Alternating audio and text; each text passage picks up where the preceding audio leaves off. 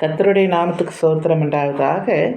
நீங்கள் மத்தேயு சுவிசேஷத்தில் 22ஆம் அதிகாரத்தில் 39 நீங்கள் பார்த்தீங்கன்னா, இதற்கு ஒப்பாய் இருக்கிற 2ஆம் கற்பனை என்னவென்றால், உன்னிடத்தில் நீ அன்பு கூறுவது போல பிறனிடத்தில் அன்பு கூறுவாயாக.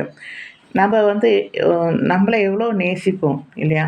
சொல்லுவாங்க, சுயம் தான் மட்டும் நல்லா இருக்கணும்னு நினைக்கிறாங்க பாரு அப்படின்னுவாங்க இல்லையா?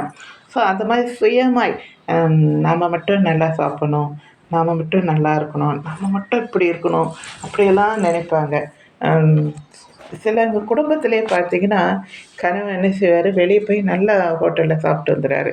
இங்கே பிள்ளைகளுக்கு காசு கொடுக்க மாட்டாங்க. பிள்ளைங்க அந்த இடத்துல அவங்க மனைவியும் அவங்க பிள்ளைகளும் கஞ்சி குடிப்பாங்க.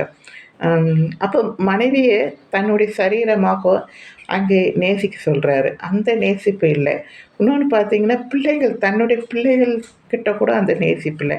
ஆனால் இங்கே தேவன் சொல்லுகிறார், எல்லாரையுமே உன்னை நேசிக்கிறப்போ பிறரை நேசி. அது யாராக இருந்தாலும், அது ஏழையோ பணக்காரனா ஒரு மதிப்பு, வாங்க இப்படி உட்காருங்க அப்படின்னு சொல்லிட்டு அவங்களுக்கு ஒரு பெரிய மதிப்போடு உட்கார வைப்பாங்க. ஏழைகள்னால் ஒரு மதிப்பாக நினைப்பாங்க. ஸோ அப்படி இல்லாமல் எல்லாரையும் நேசிங்க, எல்லார் இடத்துலையும் அன்பு கூறுங்க அப்படின்னு இங்கே ஆண்டவர் சொல்கிறத நம்ம பார்க்குறோம். அதே தான், உன்னிடத்தில் நீ அன்பு கூறுவது போல பிறரை நேசி என்று சொல்லி. சரிங்களா? தேங்க்யூ.